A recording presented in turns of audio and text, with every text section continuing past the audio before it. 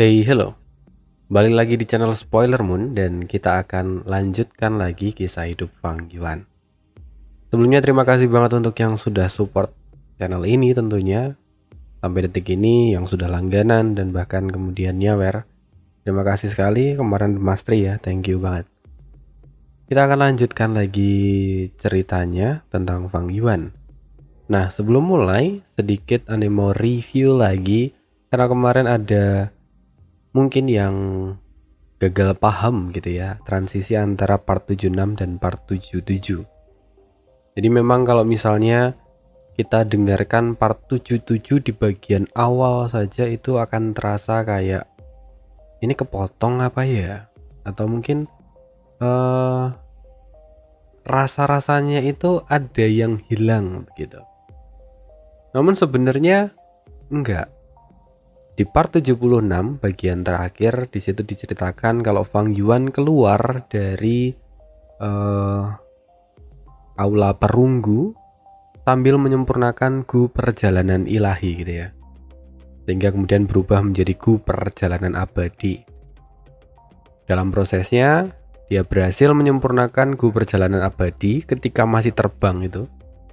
Lalu kemudian ketika gunya sudah jadi, Fang Yuan pun kemudian berteleportasi, pindah tempat.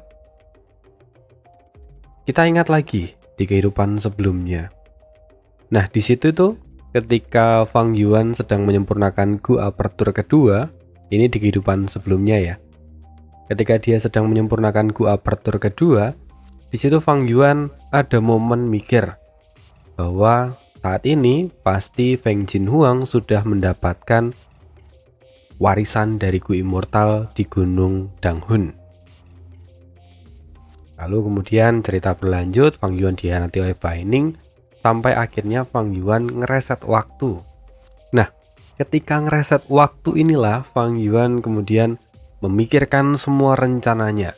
Bagaimana cara dia menghindari Bai Ning, menghindari alur kematian yang sudah dirancang oleh Bai Ning, sehingga dia kemudian bisa melarikan diri dari Gunung Sanca. Dan kemudian tidak berhenti di situ. Kualitas Fang Yuan muncul ketika dia terpikirkan untuk menyempurnakan gu perjalanan abadi, sehingga kemudian Fang Yuan bisa teleportasi ke Gunung Danghun, tepatnya di puncak Gunung Danghun saat Fang Zheng, Feng Jinhuang sedang berlomba-lomba untuk mencapai puncak Gunung Danghun. Bahkan saat Feng Jinhuang mengaktifkan gu immortal miliknya, dia sudah hampir sampai di puncak gunung dari Gunung Danghun. Tapi di momen itu, saat dia melihat, dia tidak disambut oleh roh tanah, melainkan ada seorang laki-laki berambut hitam, bermata hitam dengan luka di tubuhnya. Itu tentu mengejutkan si Feng Jinhuang.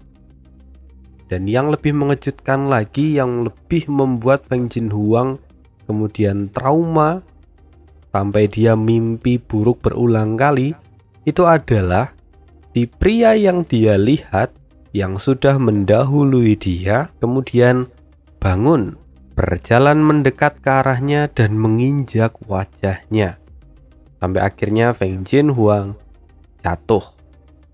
Itu adalah penghinaan yang sangat besar untuk seorang Feng Jinhuang, orang yang dikenal sebagai jenius dan tidak pernah kalah. Sekalinya kalah oleh seorang laki-laki, dan tidak hanya di situ, Feng Jinhuang juga menerima perlakuan yang sangat buruk. Nah, ini membuat Feng Jinhuang tidak bisa tidur sampai 9 hari. Nah, itu yang kemudian menjadi background cerita awal di part 77. Jadi orang yang nginjek Feng Jinhuang itu bukannya Fang Zheng, tetapi itu sebenarnya adalah Fang Yuan.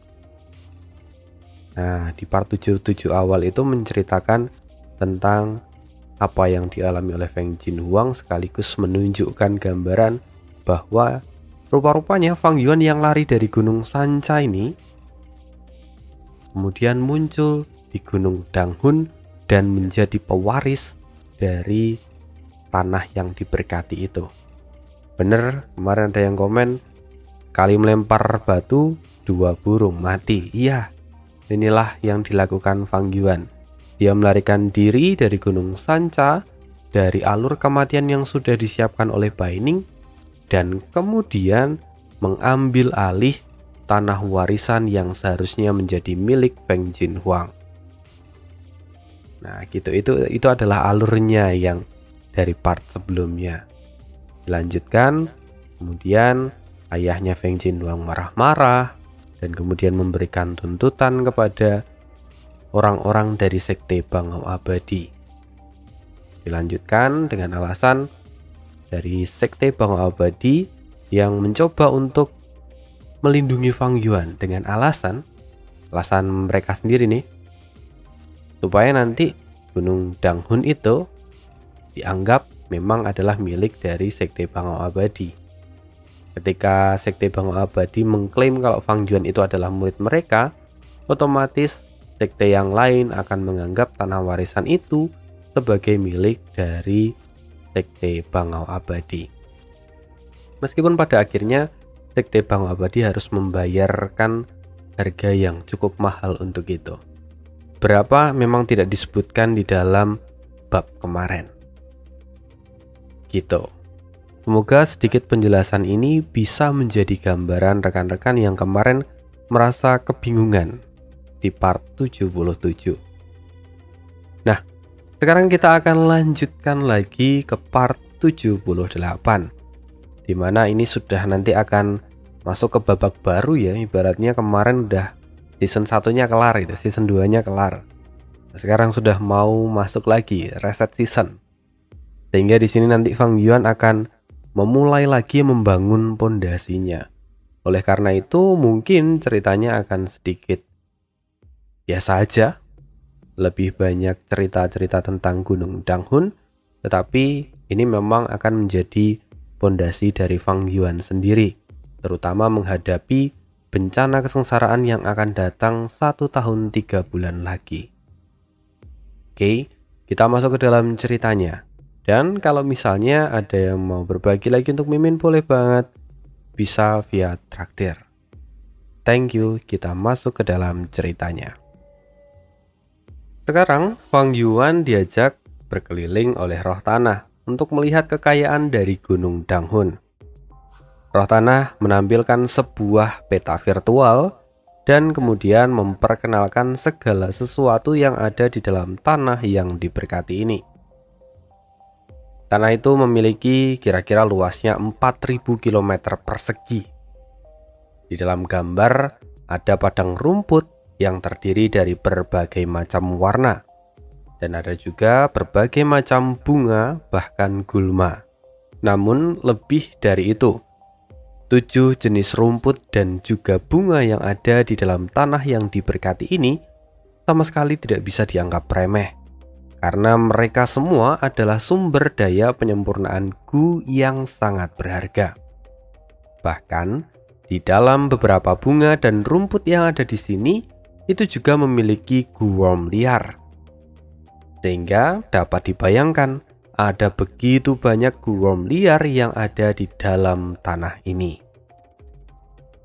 Fang Yuan kemudian memandang jauh dan berkata, "Ada berapa banyak Gu worm yang ada di tanah ini?" Roh tanah segera menjawab, "Kurang lebih ada 1 juta Gu yang terdiri dari peringkat 1 dan 2. Ada ratusan tipe yang berbeda. Lalu ada sekitar 5000 Gu peringkat 3 dengan 12 tipe yang berbeda. Sedangkan untuk Gu worm peringkat 4 hanya ada sekitar 60-an saja. Tipenya pun hanya ada 8. Sedangkan untuk Gu worm peringkat 5 hanya ada 1, yaitu Gu kulit rubah." Saat ini Fang Yuan itu sudah menjadi penguasa dari tanah ini, sehingga semua yang ada di tanah ini jelas adalah miliknya. Bahkan kalau Fang Yuan menginginkan semua Gu worm liar itu, Fang Yuan tinggal memerintah roh tanah saja, dan dia pasti akan menangkapkannya untuk Fang Yuan. Kini Fang Yuan tampak berpikir, tanah yang diberkati ini masih tergolong muda. Jika dikelola dengan baik, maka jumlah guworm liar akan terus bertambah.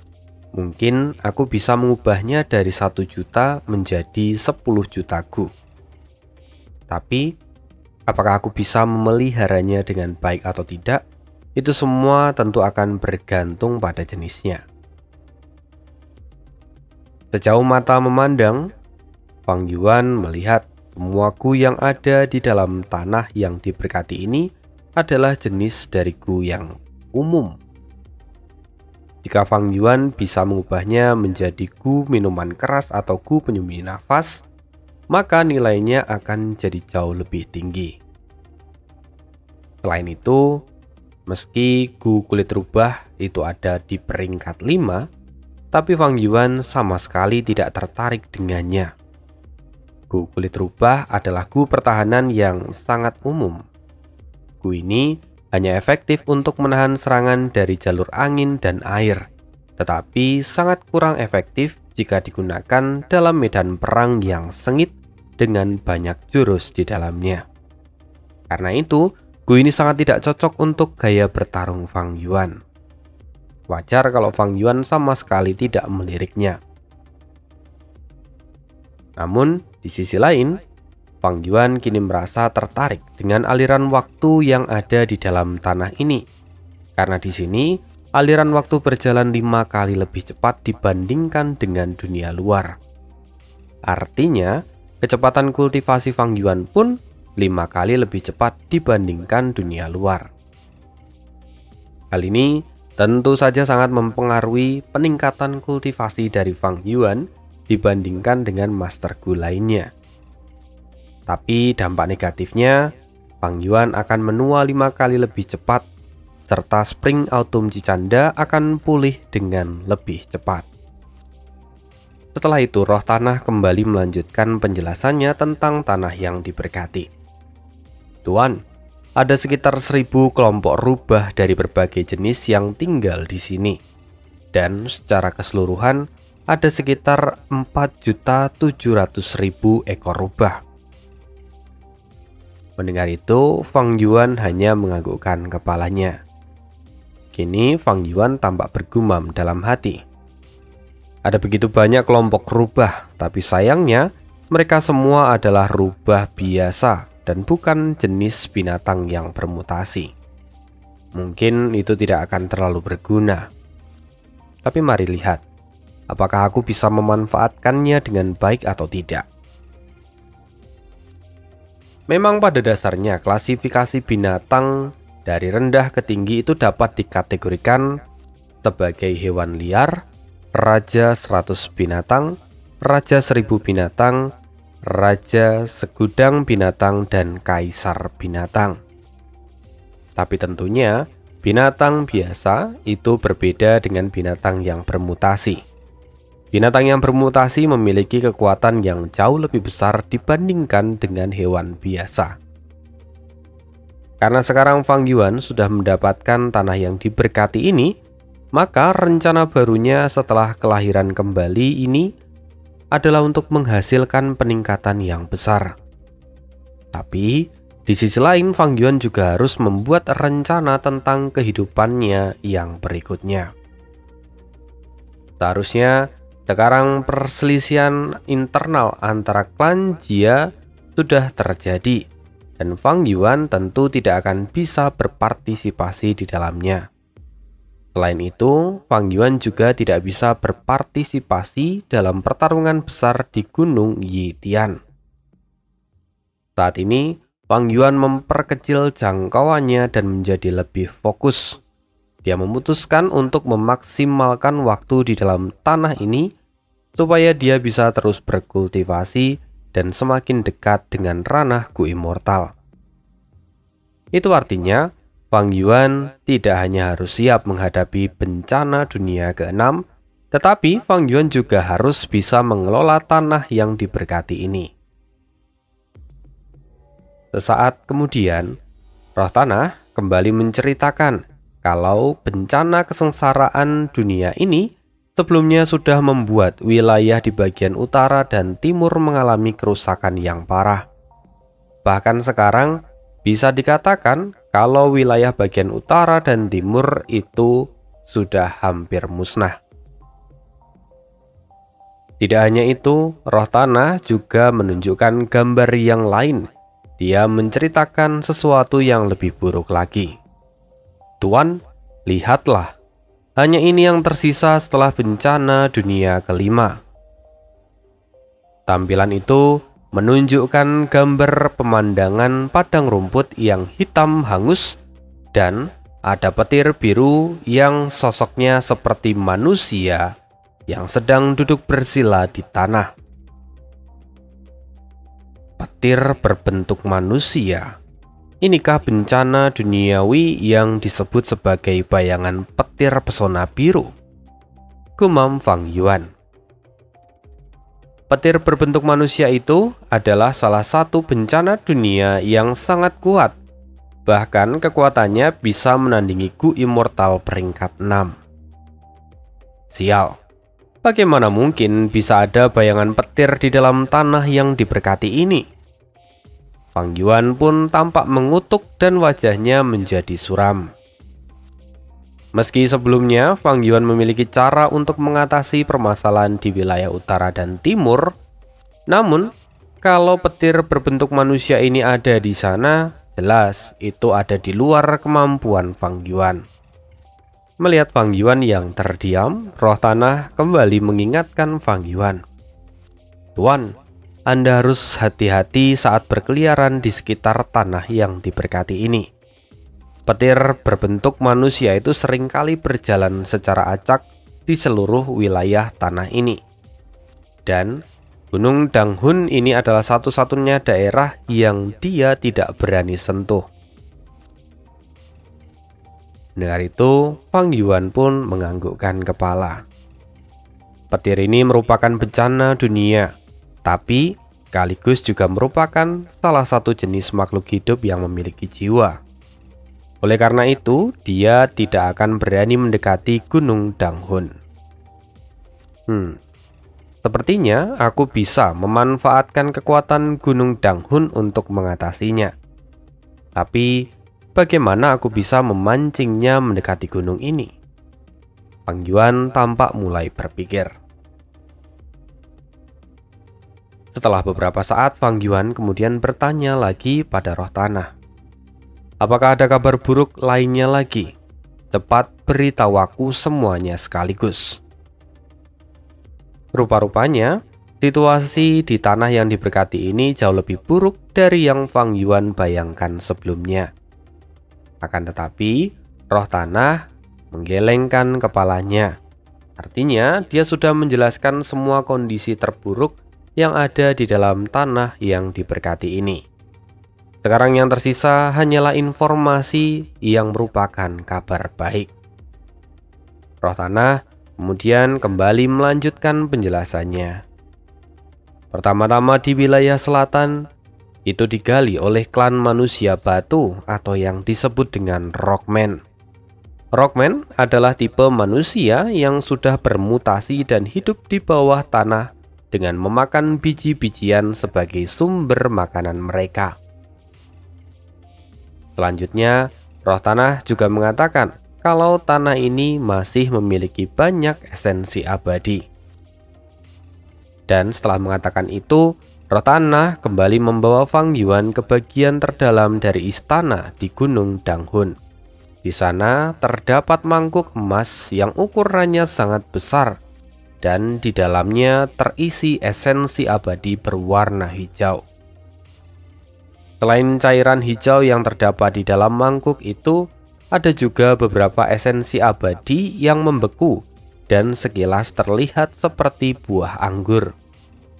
Itu adalah sesuatu yang hanya dimiliki oleh seorang Gu Immortal peringkat 6, yaitu esensi abadi anggur hijau. Melihat itu, Fang Yuan kini tampak lega. Dengan jumlah esensi abadi ini, aku masih memiliki sedikit harapan, pikirnya. Ya, Bagaimanapun esensi abadi di tanah ini jumlahnya kira-kira 100 kali lipat kalau dibandingkan dengan esensi abadi di warisan 3 raja. Jelas ini akan sangat membantu Fang Yuan ke depannya. Setelah itu, Fang Yuan kemudian berjalan dan memegang sebuah esensi abadi anggur hijau. Dia berniat untuk memberi makan Gu perjalanan abadi. Namun, saat Fang Yuan hendak memanggil Gu perjalanan abadi, wajahnya tampak pucat pasi. Tubuhnya goyang dan keringat mulai bercucuran pada badannya. "Tuan, tolong berhati-hatilah. Luka jiwamu cukup parah.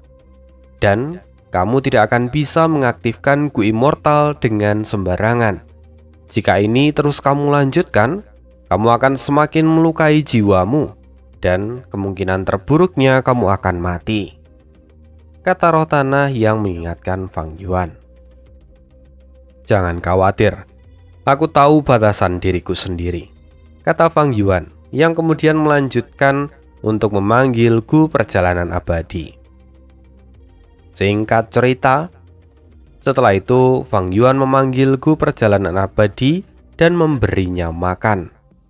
Tapi setelah selesai, Fang Yuan pun tidak sadarkan diri dan tertidur selama 7 hari 7 malam. Ketika terbangun, dengan segera Fang Yuan mengecek kondisi dari Gu perjalanan abadi. Namun, kondisinya sekarang terlihat sangat kelaparan. Sayapnya pun yang berkilau kini sudah sangat redup.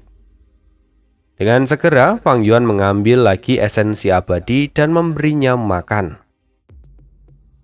Sumber daya Gu Immortal itu sangatlah mahal, tapi setelah menyerap esensi abadi dalam jumlah yang cukup, maka aku tidak perlu memberinya makan selama 6 tahun, pikir Fang Yuan yang kemudian terus memberikan esensi abadi pada Gu perjalanan abadi miliknya. Setelah Fang Yuan selesai memberikan makan Gu perjalanan abadi, Fang Yuan membiarkannya berkeliaran di sekitar istana Danghun. Ya, selama tidak meninggalkan daerah Gunung Danghun, maka Fang Yuan tidak perlu mengkhawatirkan serangan dari bayangan petir itu. Bagaimanapun, saat ini kultivasi Fang Yuan masih berada di peringkat 4 tahap atas. Sehingga, kalau dia menyimpan Gu Immortal di dalam apertur miliknya, itu akan sangat membebani Fang Yuan.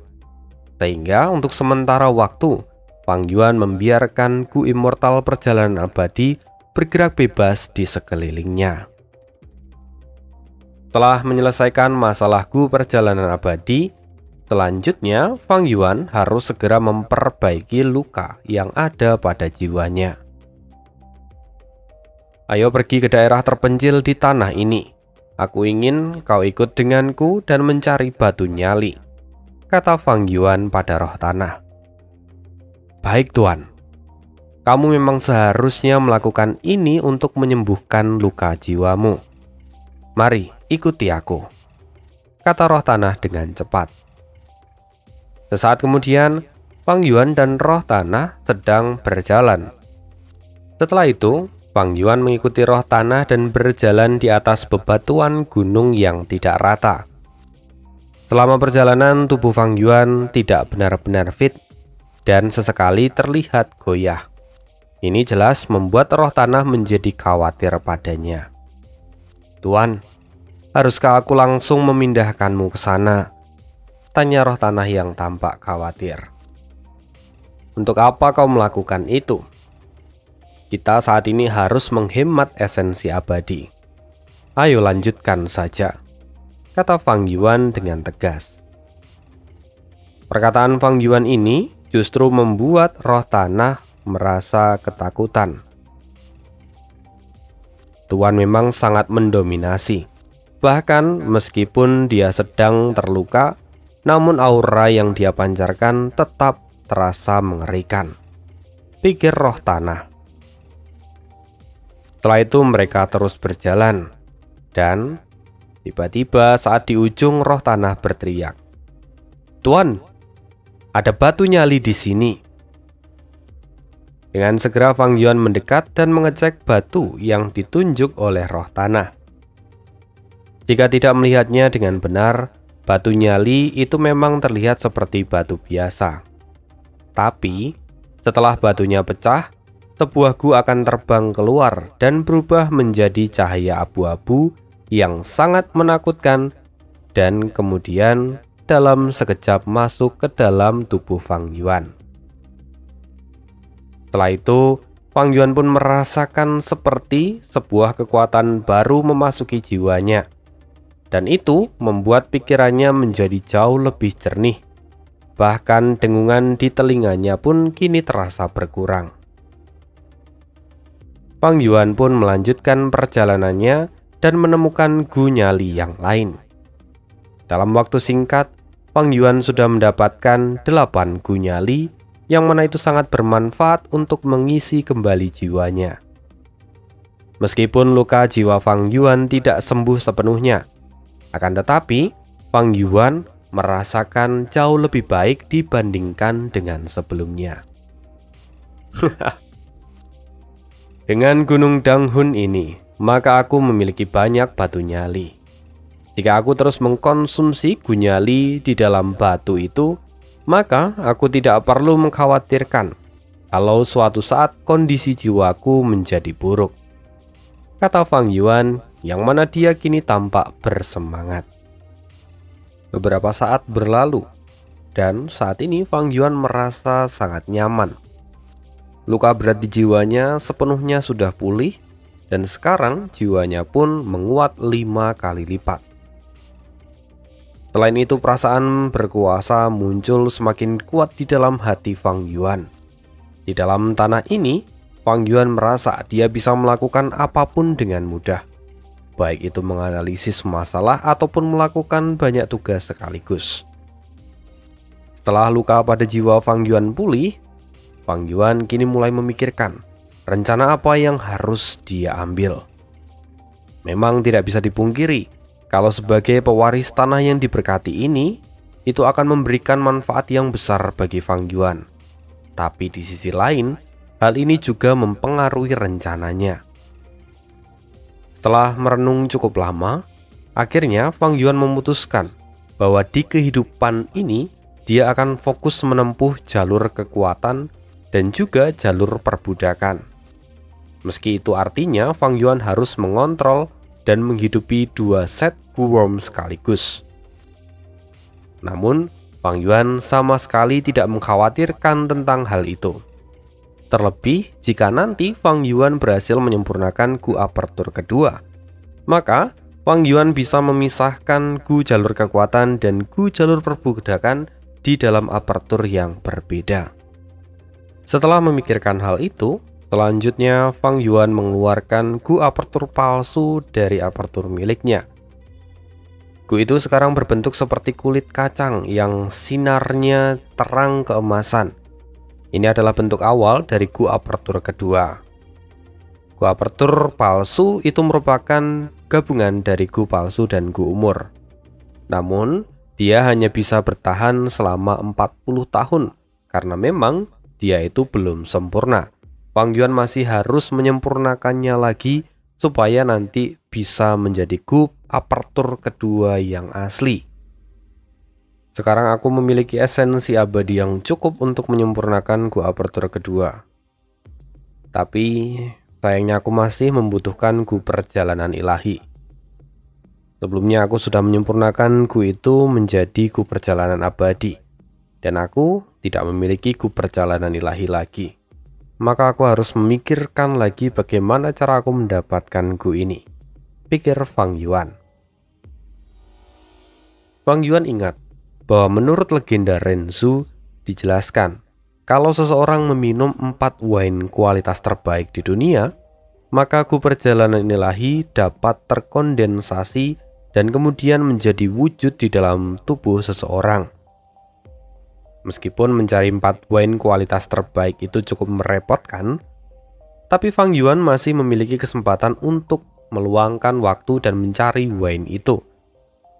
Namun, di sisi lain, karena gu perjalanan ilahi itu bisa didapatkan dengan mudah, Hanya dengan meminum 4 wine, tentu itu justru menjadi kendala terbesar bagi Fang Yuan.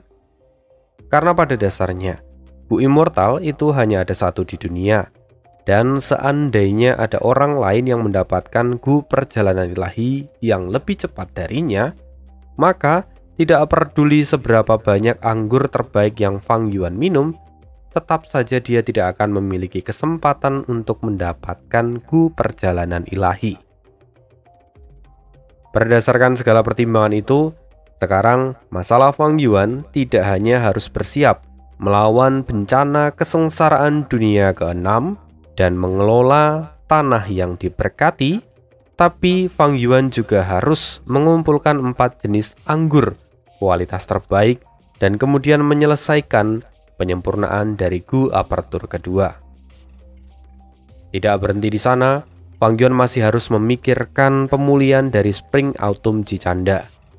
Dengan aliran waktu yang 5 kali lebih cepat, jelas pemulihan dari Spring Autumn Jicanda itu akan semakin cepat.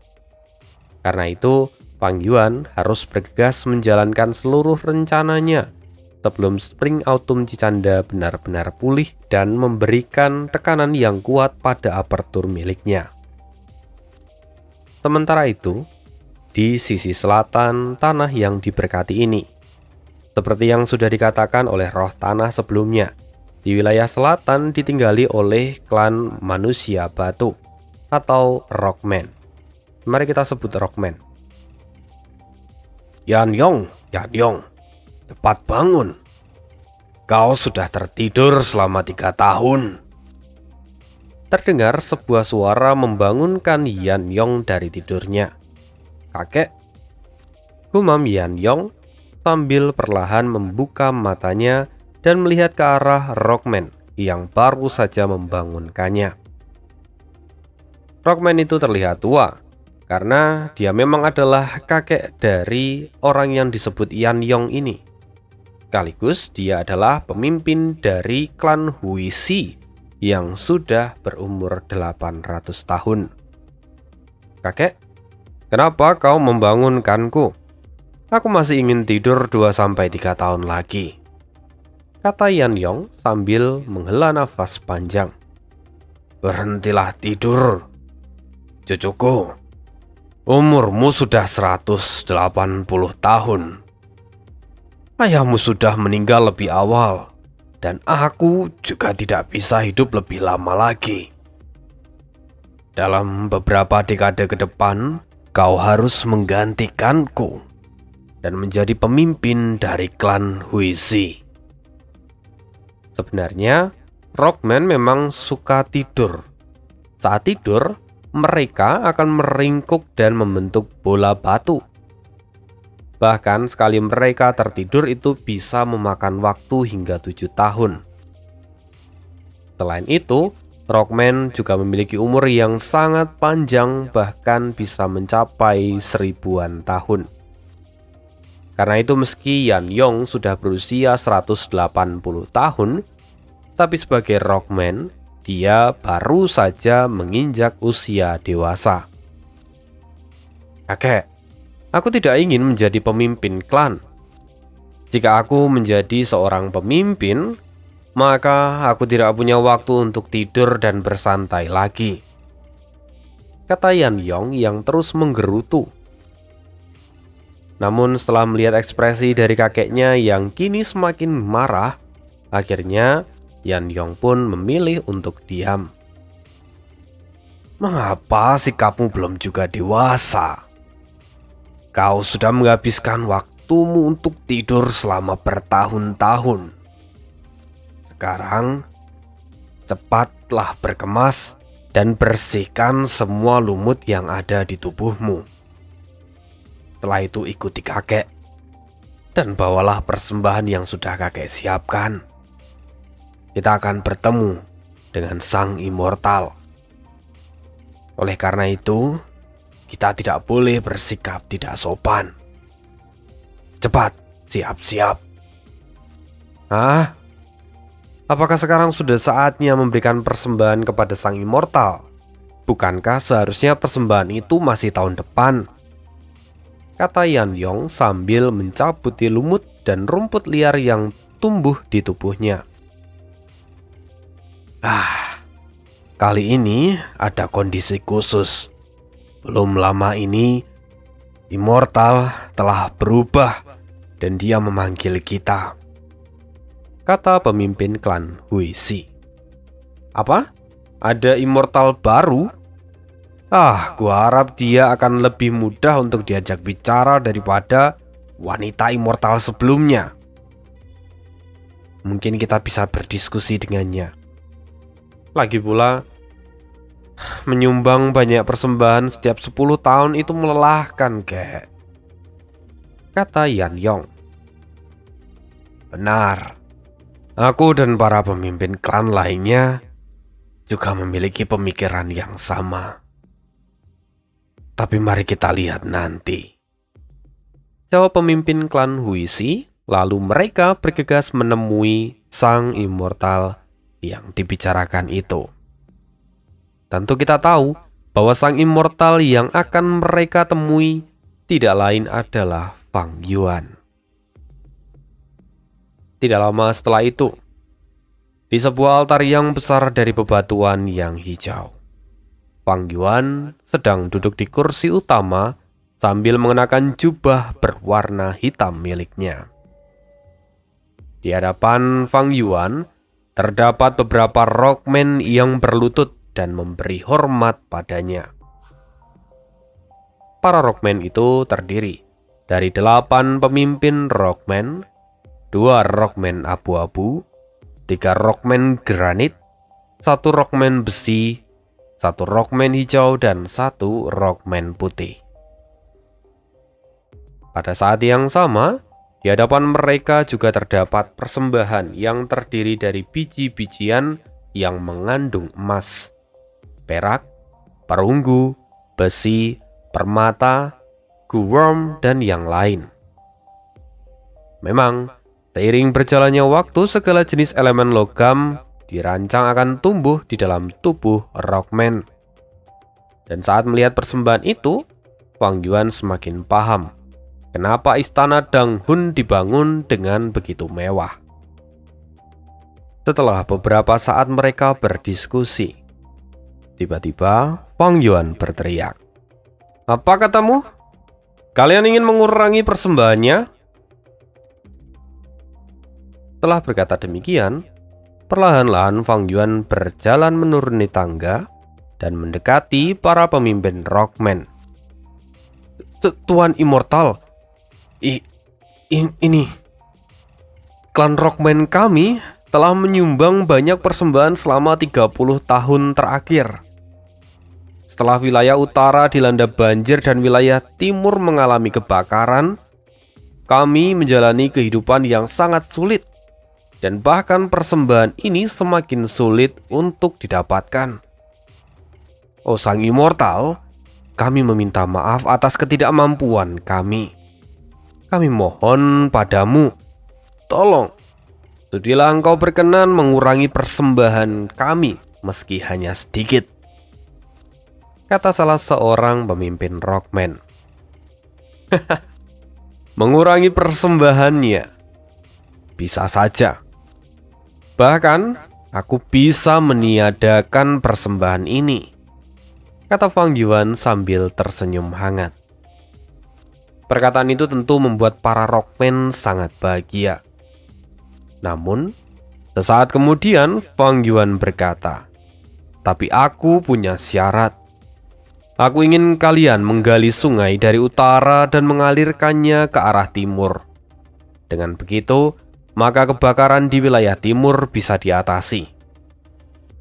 Mendengar itu, seketika para rockman pun terkejut. "Tuan Immortal yang terhormat, Anda tidak bisa melakukan ini. Ini adalah proyek yang besar, dan kami para rockman butuh tidur. Tanpa tidur yang cukup, kami akan mati.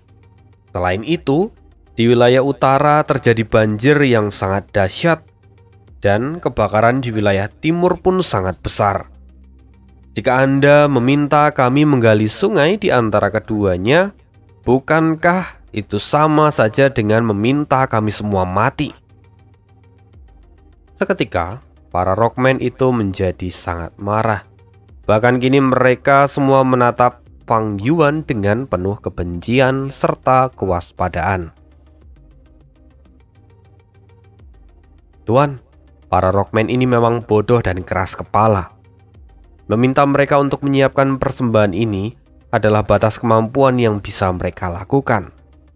Roh tanah diam-diam berbisik pada Fang Yuan. Mendengar itu, Fang Yuan kembali berkata, "Kalian para Rockman sungguh kurang ajar. Berani-beraninya kalian melakukan tawar-menawar denganku. Tempat tinggal kalian adalah milikku. Semua yang ada di tanah yang diberkati ini adalah milikku. Selama kalian tinggal di sini, itu artinya kalian adalah budakku. Jika aku ingin kalian menggali sungai, itu bukan sebuah permintaan ataupun transaksi.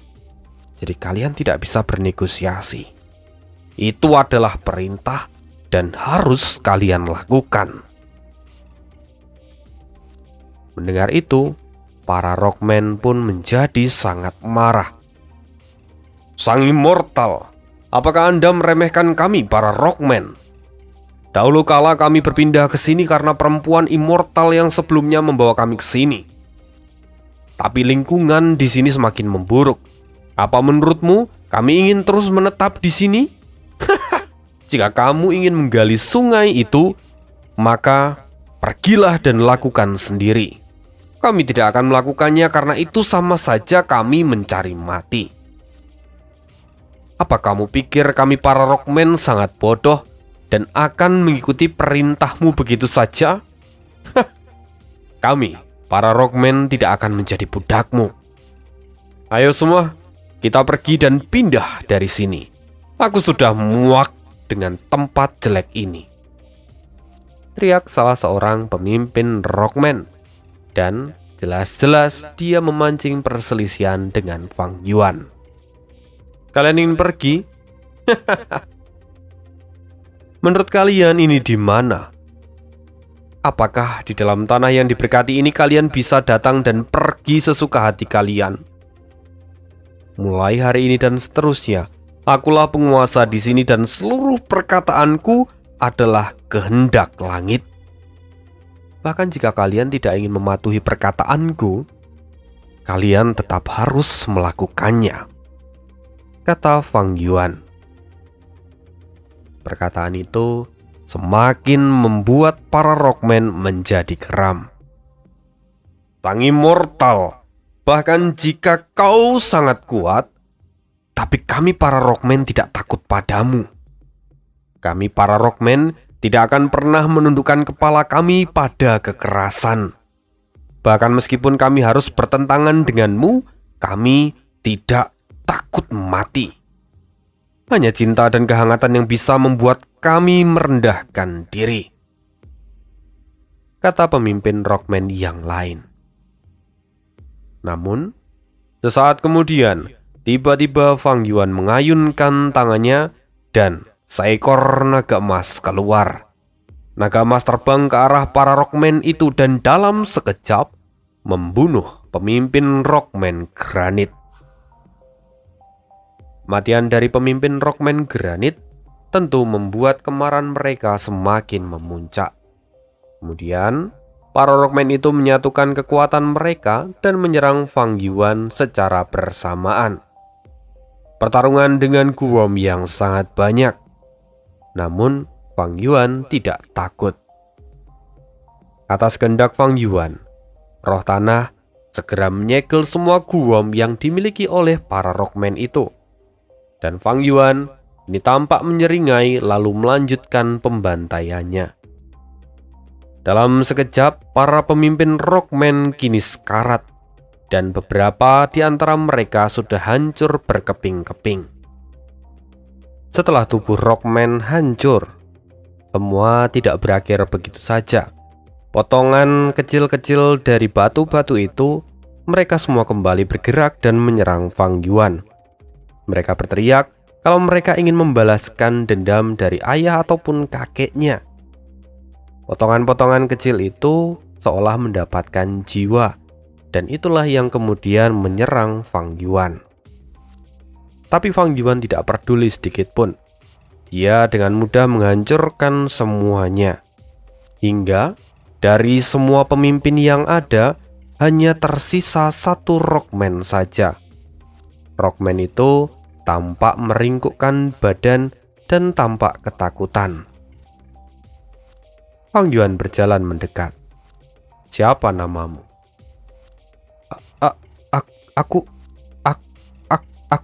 Aku Yan Yong," jawab Rockman itu dengan gagap.